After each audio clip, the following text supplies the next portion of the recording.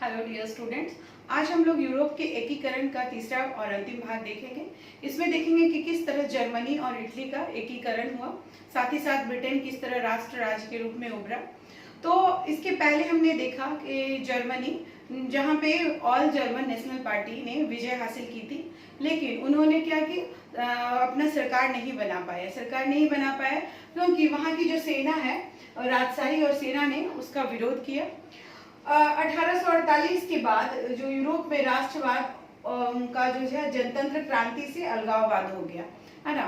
जनतंत्र और क्रांति से राष्ट्रवाद एक अलग चीज हट के हो गया, क्रांति वगैरह से हट करके, और जर्मन महासंघ के विभिन्न इलाकों को जोड़ करके राष्ट्र राज्य बनाने का प्रयास किया गया। तो जब राष्ट्र राज्य बनाने का प्रयास किया गया और उसमें लोग जीते भी, लेकिन वहां पे किस तरह राजशाही और सेना का विरोध के बाद उन लोगों ने क्या किया, वो शांत नहीं बैठे रहे। उसके बाद एक ऑटो वॉन बिस्मार्क नामक एक आदमी और प्रसा के भूस्वामी, जो प्रसा राष्ट्र था उस समय बहुत शक्तिशाली था, उनके भूस्वामी या जंकर्स जिनको बोलते हैं, उसके साथ मिल करके वो जो मिडिल मैन की पार्टी है वो लोग इकट्ठे होते रहे। उसके बाद 7 वर्ष तक 3 युद्ध चला। किसके किसके साथ? ऑस्ट्रिया, डेनमार्क और फ्रांस के साथ लगातार युद्ध चलता रहा और इसमें प्रसा की सहायता से जो बिस्मार्क थे उन्होंने जीत हासिल की। उसके बाद जनवरी 1871 ईस्वी में वर्साई नामक एक जगह में, वहां पे क्या हुआ, प्रसा के राजा विलियम प्रथम को जर्मनी का सम्राट घोषित किया गया।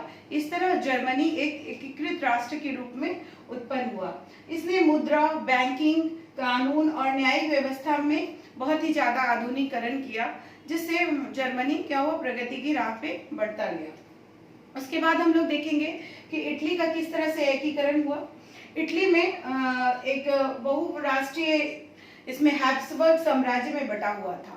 इसमें ये क्या था, इटली जो है 19वीं शताब्दी के मध्य में इटली कितने राज्यों में बटा था? 7 राज्यों में बटा था। इसमें सिर्फ एक जो है सार्डिनिया पिंटमॉन्ट, ये इसमें ही सिर्फ इटली के जो है राजा, मतलब जो इटली से बिलोंग करते हैं उनका शासन था। बाकी जो 6 राज्य थे, किसी में ऑस्ट्रिया का शासन था, मध्य भाग में पोप का शासन था, दक्षिणी भाग में स्पेन के राजाओं का शासन था। इस तरह अलग अलग मतलब लोगों का यहाँ पे ये था, राज्य था। तो उसके बाद 1830 के दशक में क्या हुआ, जुत्से मेजिनी, आपने पिछले वीडियो में भी देखा था, इसने यंग इटली नामक क्या किया, गुप्त संगठन का स्थापना किया। मतलब अंदर ही अंदर क्या करता था, इटली के एकीकरण के लिए ये चलाता था, आंदोलन चलाता था। और 1831 और 48 में क्रांतिकारी जो बहुत सारे विद्रोह हुए उसको दबा दिया गया था राजाओं और सेनाओं के द्वारा। तो इसमें क्या किया, इसकी असफलता के बाद शासक विक्टर एमानुएल जो द्वितीय हैं, ये किसके थे, ये जो 30 के दशक में इसने जो जुत्से मेजिनी ने यंग इटली का जो स्थापना किया था। उसके बाद 1831 और 48 में क्रांतिकारी विद्रोहों की असफलता के बाद शासक कौन थे, विक्टर एमानुएल, कहाँ के थे, जो इटली के जो एकमात्र जो राजघराना थे उनके शासक थे। और उनका मंत्री कौन था, कौंट कामिले काबूर, इनको काबूर ने क्या कहा जाता है, इन्होंने बहुत ज्यादा इटली को एकीकृत करने का काम किया। इसने क्या किया कि फ्रांस के साथ इसने कूटनीतिक संधि कर ली और कितने में 1859 में ऑस्ट्रिया को हराया। कैसे हराया, बहुत ज्यादा कूटनीतिक संधि किया फ्रांस के साथ और मिल करके ऑस्ट्रिया को इसने हरा दिया। उसके बाद फिर एक आया जुत्से पे गैरिबाल्डी ये बहुत महान सेना नायक था और इसने रेड शर्ट नाम का एक ये चलाया, आंदोलन चलाया, लाल कुर्ती जिसे बोलते हैं, लाल कुर्ती का जो आंदोलन चलाया। और उसने ये मिला हुआ था किससे, ये इमैनुएल और मेजिनी से मिला हुआ था। और इसने इसके नेतृत्व में 1860 में दक्षिणी इटली, जहाँ पे स्पेन के राजघराने का था, तथा 2 सिसिली गणराज्यों को इसने अधिकार में ले लिया। और इसको गैरिबाल्डी को जो है, जो लाल शर्ट का जो आंदोलन चलाया था, इसे आम लोगों, खासकर किसानों का बहुत भारी समर्थन मिला था। इस तरह 1861 ईस्वी में इमैनुएल द्वितीय, जो इटली का मेन राजा था, एकमात्र राजा, उसको एकीकृत इटली का क्या किया गया, सम्राट घोषित किया गया। इस तरह हम देखते हैं कि जर्मनी और इटली का एकीकरण हो जाता है। उसके बाद एक प्रमुख राष्ट्र है ब्रिटेन। ब्रिटेन, इसकी भी बहुत ही अजीबोगरीब दास्तान है। 18वें, इसको बहुत इतिहासकार लोग बोलते हैं कि जो राष्ट्र राज्य का जो परिकल्पना है इसमें ब्रिटेन एकदम फिट बैठता है क्योंकि इसे कोई लंबी क्रांति नहीं करनी पड़ी और अपने आप एक राष्ट्र के रूप में उभरता गया। लेकिन 18वीं सदी के पहले जो है ये इथनिक ग्रुप में, मतलब अलग अलग रेस, जैसे हमारे यहाँ भी आदिवासी हैं तो कोई नॉर्थ ईस्ट में जो लोग हैं वो अलग इथनिक ट्राइब्स के लोग होते हैं, अलग अलग उनकी उत्पत्ति होती है। तो इसी तरह ये इथनिक या निर्जातीय रूप में बटा हुआ था। कौन कौन थे उसमें? अंग्रेज थे, वेल्स थे, स्कॉटिश थे और आयरिश थे। ये लोग अलग अलग जो विभिन्न द्वीप हैं उनमें ये निवास करते थे और राष्ट्र के रूप में कुछ इनका था नहीं, बस एक इथनिक ग्रुप के रूप में थे। उसके बाद 1688 में संसद ने क्या किया? राजतंत्र की ताकत को छीनकर राष्ट्र राज्य का निर्माण शुरू किया, यानी कि राजा को कमजोर करके पावर अपने हाथ में संसद ने ले लिया। और 1707 ईस्वी में एक्ट ऑफ यूनियन के तहत इसने क्या किया?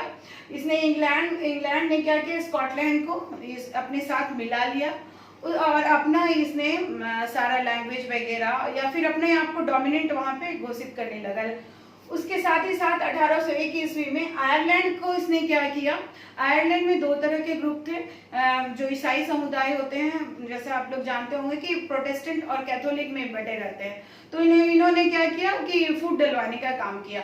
उन्होंने प्रोटेस्टेंट का सपोर्ट किया और कैथोलिक और प्रोटेस्टेंट को आपस में लड़ा दिया। इस तरह वहाँ क्या जो भी विद्रोह हुआ उसको बहुत शक्तिशाली रूप से उसे दबा दिया गया और बलपूर्वक 1801 ईस्वी में आयरलैंड को भी ब्रिटेन में मिला लिया गया। इस तरह से आयरलैंड और स्कॉटलैंड और ब्रिटेन, ये तीनों मिलकर के एक राज्य के रूप में या राष्ट्र राज्य के रूप में उभर के आए। उसके बाद हम देखते हैं कि राष्ट्र की दृश्य कल्पना या मानवीकरण। आप देखते हैं कि किसी भी अवार्ड फंक्शन में कोई भी स्टैचू वगैरह मिलता है, उसमें किसी ह्यूमन की, ऑस्कर अवार्ड में अलग एक मैन की स्टैचू रहता है या फिल्म फेयर अवार्ड में अलग अलग तरह की स्टैचू बनी रहती है। वो किस चीज का प्रतीक है? कि सर्टेन अवार्ड का प्रतीक है। तो उसी तरह एक राष्ट्र को किस तरह से, क्योंकि राष्ट्र कुछ मानवीकृत करने वाला चीज नहीं है, हमारे यहाँ भी जो भारत माता का कॉन्सेप्ट आया इसी के तहत आया, तो इसमें मानवीकरण करने का प्रयास किया गया। जैसे इसमें नारी की छवि को दिखाया गया रूपक के रूप में या प्रतीक के रूप में। जैसे फ्रांस में क्या है? मारियान जो सेंट मैरी है, ईसाइयों का जो पवित्र है, मदर मैरी, उनको अपनाया गया फ्रांस में मारियान को। जर्मन में किसको किया गया? जर्मेनिया नाम दिया गया और उसे विभिन्न तरह के अटैच दिए गए, जैसे उसका मुकुट कुछ अलग रखा गया, तलवार अलग रखा गया, ड्रेस कोड अलग रखा गया। इस तरह के प्रतीकों को हर जगह जगह पे चौक चौराहों पे स्थापित किया गया, चिन्हों के रूप में इन्हें रखा गया, जिससे लोग देख करके मतलब राष्ट्र के रूप में एक पहचान बना सके, लोगों में ऐसा भाव पैदा हो सके। तो इसका उन्होंने ध्यान किया।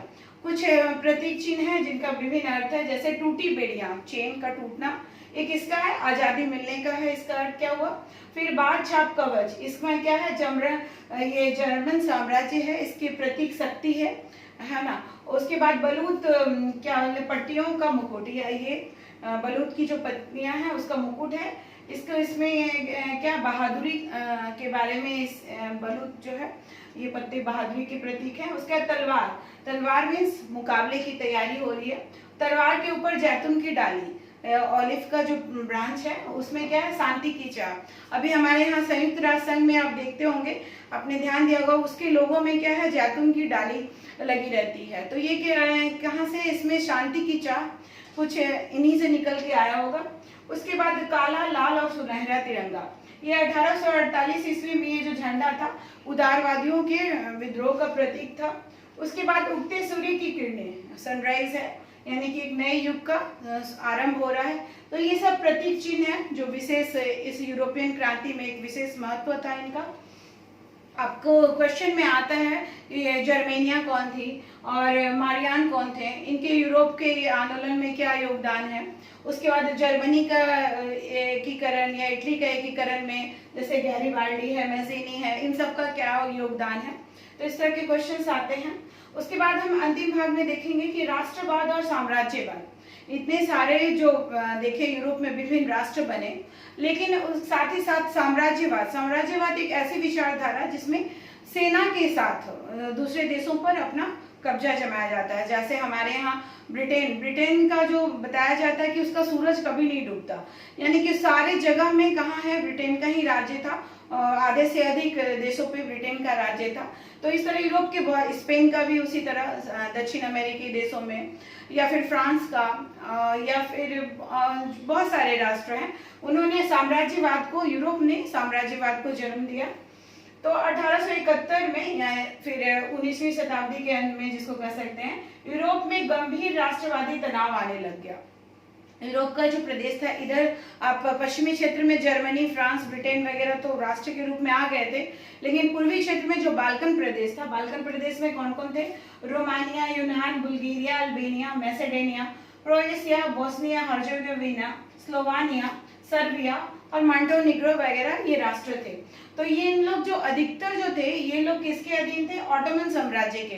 ऑटोमन साम्राज्य जो तुर्की का बहुत ही शक्तिशाली साम्राज्य था, और तुर्की से जब कमजोर होने लगी इस 18वीं शताब्दी के अंत में, 19वीं शताब्दी के अंत में, जब ऑटोमन साम्राज्य कमजोर होने लगा, तो ये लोग आपस में एक राष्ट्र के रूप में, इनको भी छटपटाहट होने लगी कि हम भी एक राष्ट्र राज्य के रूप में उभरे, और इसके साथ ही ये लोग आपस में ही लड़ते रहते थे। तो इसका फायदा किसने उठाया? रूस, जर्मनी, इंग्लैंड और ऑस्ट्रिया हंगरी, ये चारों शक्तियों ने उठाया। इनकी इतनी ज्यादा लालसा था कि हम प्रभुत्व वहां पे जमाएं, हम जमाएं।